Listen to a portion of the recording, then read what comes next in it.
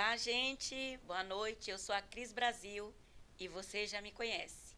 Estou aqui hoje com essa celebridade regional, o nosso amado, querido, admiradíssimo. Tem até uma plateia aqui, viu, gente? Você, por favor, a plateia aí. Nós temos até uma plateia aqui para saudar o nosso querido Louva, para os íntimos. O nome artístico dele é o Louva a Deus. Ele é uma pessoa admiradíssima, nós nos conhecemos há muitos anos. E a minha vontade hoje é que ele fale um pouquinho só sobre a política da nossa região. Louva, vou te colocar no estreito. Tudo bem com você? Tá sim, graças a Deus. Quanto tempo a gente não se vê, né? É. Você sabe que você é um dos maiores artistas que tem na nossa região? Amém. Você se considera um dos melhores artistas? Olha, eu não me colocaria nessa posição de o melhor.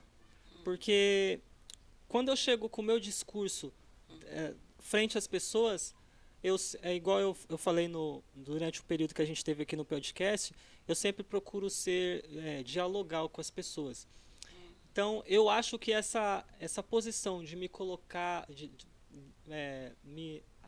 anunciar como sendo o melhor, aí eu acho que isso já tem um peso muito grande, porque dentro da cultura, eu acredito que eu não tenha feito tudo isso que abrange que a gente vê. que abrange ser o melhor. Porque dentro desses 10 anos que eu faço grafite, eu sempre fiz ele pensando em propagar, não eu, mas a Deus. Por isso do louva a Deus, né? Louvar a Deus por meio do que eu faço. Aí acaba se tornando uma contradição de termos, né? Eu tá pensando, se eu pensar nessa, claro que existe esse conflito de ego, de tipo, é o louva a Deus, não, Sim. é o Everton, tal. Tanto que a gente às vezes, o artista ele tem essa crise entre o que ele é na sua identidade, o seu documento, seu RG, e o que ele professa, o que está lá no Instagram dele. No RG eu sou o Everton, na arte eu sou o artista. Só que às vezes essas personas elas se misturam. Sim, E a nossa, é uma simbiose. isso, é uma simbiose. Só que a nossa batalha maior é que a gente tem que ser o Peter Parker, mas o Venom tá lá tentando aparecer. O Venom tá sempre tentando aparecer. E então eu acredito que se eu me colocar nessa posição do melhor, eu vou estar deixando o Venom aparecer. E eu tenho que ser o Peter Parker com responsabilidade. Um dos heróis da periferia. Sim, eu penso que eu tenho que ser o Peter Parker com grandes poderes vem grandes responsabilidades. Vem grandes responsabilidades. Mas para nós, viu? Para nós que tivemos a oportunidade de ver você não ter condição de comprar tinta, de você pegar o pouco que tinha e colocar nas paredes sua ideia, aquilo que você defendia. Para nós que vimos você no tempo do poeta, sem nem conhecer os grandes artistas, sem viajar para o Rio de Janeiro, na periferia, aqui no cantinho, a nossa região nem era tão conhecida, não tinha tanta iluminação. A gente viu você surgir. E vamos deixar que você é nosso Peter mesmo, né, gente? Você é nosso Peter. Amém. Muito Olha, obrigado. eu quero dizer para você que vou te colocar em saia justa. Porque o meu interesse é que a gente divulgue as vozes da periferia. Nós temos uma dificuldade muito grande de que a população se envolva de fato com a política. E os jovens se envolvem menos ainda. Eles fogem da responsabilidade, não tiram os seus documentos, não votam no dia da eleição. E os que votam pegam papéis na rua, escolhem de qualquer forma. E isso impossibilita de que as melhores políticas públicas venham para a nossa região. E é nosso dever começar um sininho aí alertando, despertando, porque estamos próximos da eleição. Sim, certo? Certo. E eu vou fazer umas perguntinhas para você. Vamos lá. Bom, tá bom. Tá todo mundo ansioso para ver o que você pensa. Eita. Eu quero saber de você, como um artista de rua, vê a política da nossa cidade. Quando eu estava me preparando em casa para vir aqui, eu rodei na minha cabeça algumas perguntas que podiam acontecer. E as perguntas que eu me preparei, elas não aconteceram, mas com essa pergunta ela toca uma informação que eu gravei. Dentro das latas de grafite que tem produzida, tem uma que chama Paris 68. Na Paris 68, por trás dela, no rótulo dela, está escrito assim, ó. Paris 68 é uma homenagem a um dos marcos da história do grafite mundial. Em maio de 1968, em Paris, na França, várias pessoas foram às ruas protestar contra os valores da época, utilizando-se do grafite como forma de canalizar seus ideais. A arte foi um auxílio na voz de muitos parisienses e essa é a essência do grafite, a arte que revoluciona, inspira e transforma. Conteste. Conteste. É verdade. Quando a gente vai mapear a história do grafite, a essência dele, quando ele surge lá em meados dos finais dos anos 60 para 70, o mundo que ele surge é um mundo de desigualdade social. Sim. É um mundo que está com os jovens numa efervescência, querendo colocar suas vozes para fora, Nossa. querendo dar um grito de eu estou vivo. Oh. Quando a gente vai assistir alguns documentários de grafite, você assiste, por exemplo, Style Wars, que é dentre a gente que é praticante de grafite, é sempre um dos documentários que é recomendado que a gente assista. Tem uma cena que o jovem que fez o grafite, ele se alegra porque ele vê um vagão de trem com o nome dele passando na ponte e contornando o centro da cidade. A alegria que ele tá foi impulsionada por algo ilegal. Sim. O grafite, a palavra grafite, ela surge com essa ideia de você contestar, de você bater de frente com as autoridades, de você ir contra aquilo que é ordenado, para que já que a voz que foi colocada lá para te representar, se ela não está representando, você contesta. Meu Deus, isso é muito forte. É. Isso é muito forte. Olha só a frase colocada aqui. Como nós temos aqui uma audiência, temos aqui uns telespectadores, a voz que foi colocada lá Para te representar. Para te representar, não te representa. E você concorda que temos passado dias difíceis na política por falta dessa representatividade regional, na periferia? Sim, sim, porque acontece uma dificuldade para se financiar os eventos. Sim. Tem muitos eventos de grafite que acontecem com financiamento local. Por exemplo, é comum se fazer evento de grafite em muro de escola, porque como é um espaço público, é mais fácil a gente conseguir um lugar com água e luz para estar fornecendo uma alimentação, para estar, por exemplo, se é um desses eventos interestaduais que eu participo, às vezes você vai hospedar artistas de outros estados, então vai juntar uns colchonetes lá na escola, tal, você vai dormir lá. Então, o ambiente de escola ele sempre foi muito acolhedor por isso, por ser público. Porque quando se vai procurar a ajuda política, tem uma dificuldade muito grande de conseguir esse apoio, porque quando a gente fala em cultura, a gente fala em semear alguma coisa. Só que quando a gente vai até essas vozes que estão lá para nos representar, dá-se a entender que essas vozes querem ganhar alguma coisa ao semear. Não é como se a semente ainda nem morreu ainda, a gente nem cobriu ela com a terra para ela começar a germinar e florescer, e ele já quer algum tipo de retorno. Aí existe essa dificuldade. Eu nunca cheguei a produzir um evento de grafite, mas os meus amigos que produzem, eles sempre falam que a maior dificuldade que existe na nossa cena do grafite é isso, é essa dificuldade. Tanto que acontece muito aquela frase, é o nós por nós. Porque tem muitos eventos que a gente se reúne e você vai levar, por exemplo, consegue consegue um comerciante local. Ah, fulano vai fornecer a tinta do fundo. Os grafiteiros conseguem trazer seu material para fortalecer pela cultura, gente. Dá. São todos? Não são todos, mas aos trancos e barrancos a gente une uns gatos pingados aqui para que consegue fazer aquilo acontecer. Se fosse olhar pelo lado do ser apoiado ou não, a cultura já teria morrido.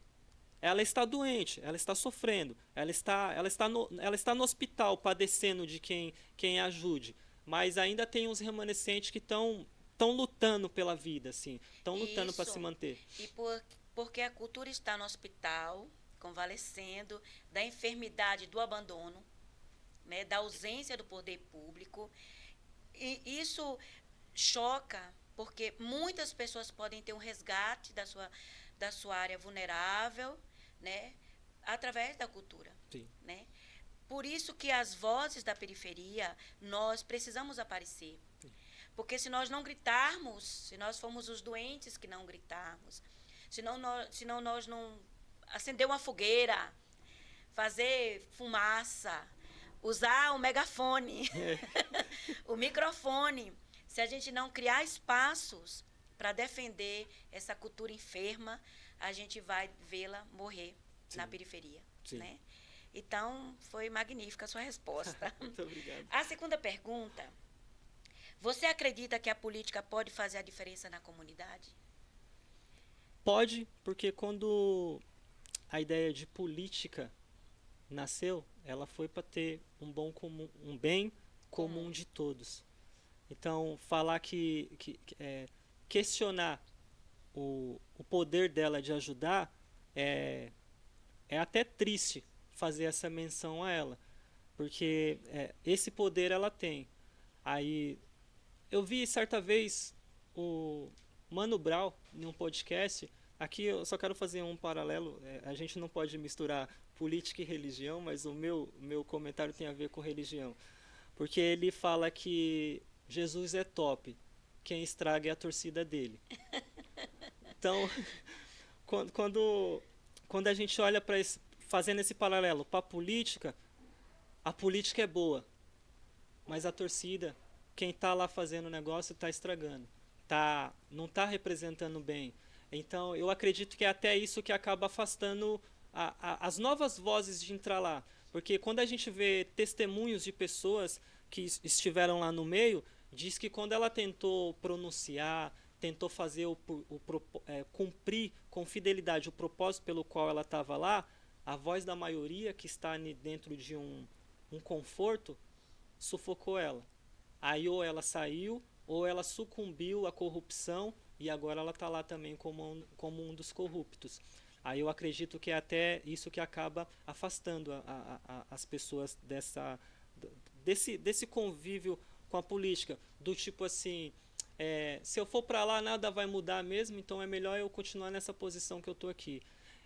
Mas pensando também nesse poder que ela tem, eu acredito que ela tem um poder muito grande, um potencial muito grande também, porque enquanto seres humanos, todos nós somos iguais. E políticos. A pandemia mostrou pra gente que não existe rico ou pobre, né? Durante ela, todas as classes padeceram, todas as classes sofreram pelo vírus.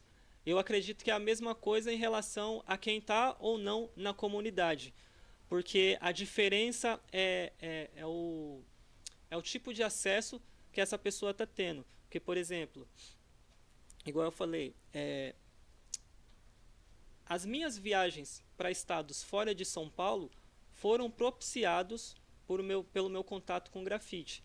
Porque dentro do grafite existe uma rede de ajuda, um braço, assim, um lugar de conforto que a gente se sente acolhido.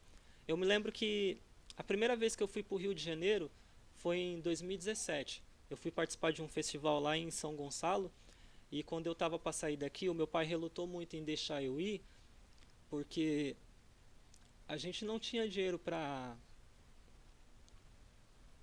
estar indo. Ele não tinha dinheiro para estar indo junto comigo. E eu lembro que eu trabalhei e eu me propus a pagar a passagem dele. Foi como se eu tivesse invertendo os valores, porque se espera que é o pai que vai suprir para o filho em todas as coisas. Mas naquela situação, eu estava mais abonado que meu pai. Então, como filho que ama seu pai e que queria cumprir aquele desejo, não, mano, eu vou pro Rio de Janeiro, pá, ele foi comigo.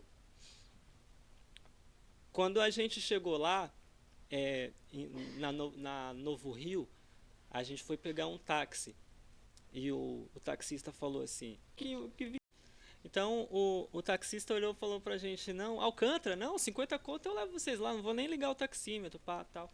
Aí passamos lá pela ponte, Rio-Niterói, eu falei, nossa, você é louco, aquela visão, muito louco. Aí chegamos lá na escola, a escola ia abrir 10 horas, a gente chegou 7h30 da manhã lá. Foi até bom essa experiência, porque eu pude ver uma realidade que eu não estava acostumado a ver. Que eu só escutava falar sobre o Rio de Janeiro, mas aí eu tive uma experiência de ver o Rio de Janeiro, né?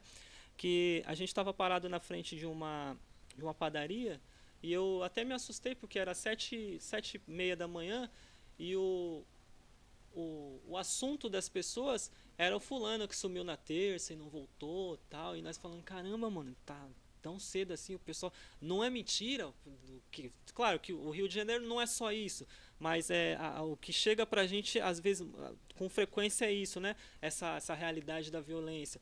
Aí eu escutei um barulho de um carro como aqueles que tem o escapamento, o motor tá zoado, que ele fica pá, pá.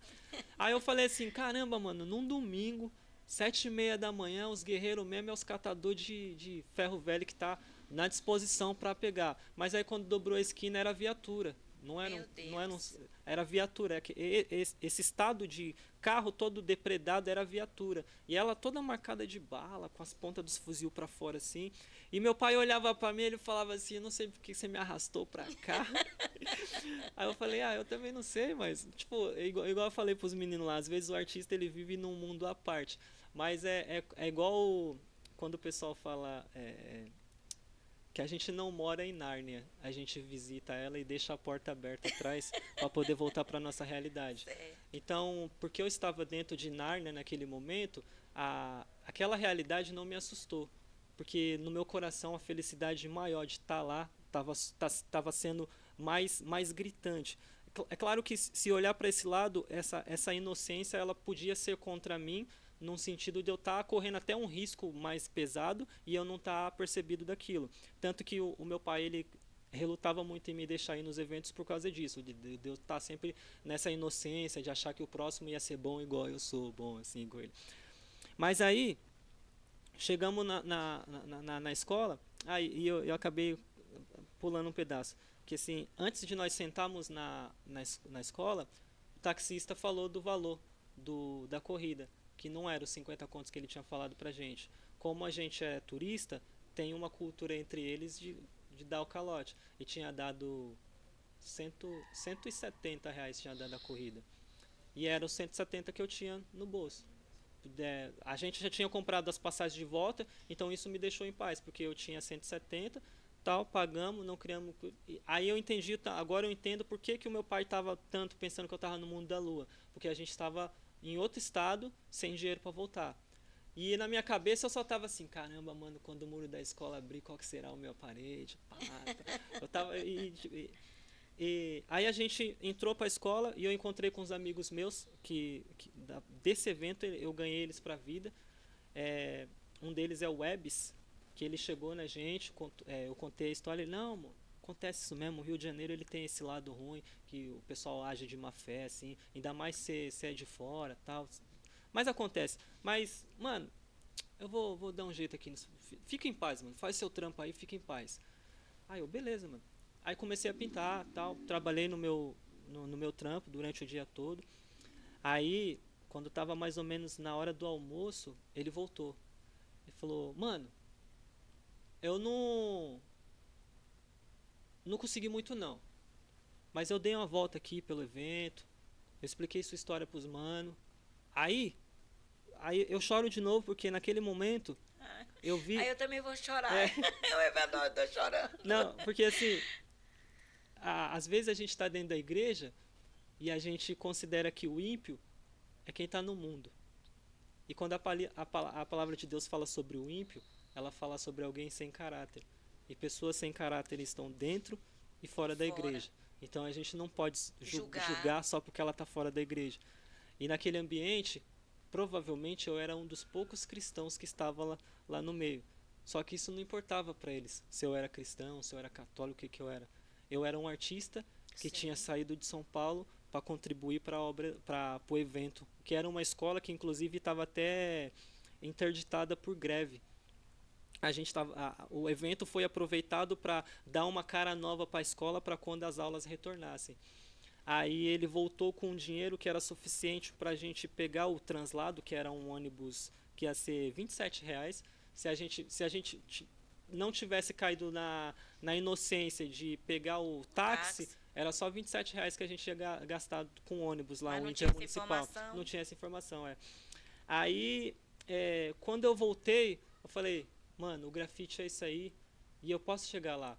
Amanhã pode ser eu que posso estar fazendo isso também. Então, como alguém dentro da periferia e o poder que a política tem aliado ao grafite, eu pensei nisso, que como alguém dessa periferia, isso não me faz menor do que quem não está lá, porque o que vai fazer eu sair do ponto A para o ponto B é a minha atitude enquanto ser humano, é a minha correria, é o meu caráter, porque às vezes a gente se perde por diferenças de crença.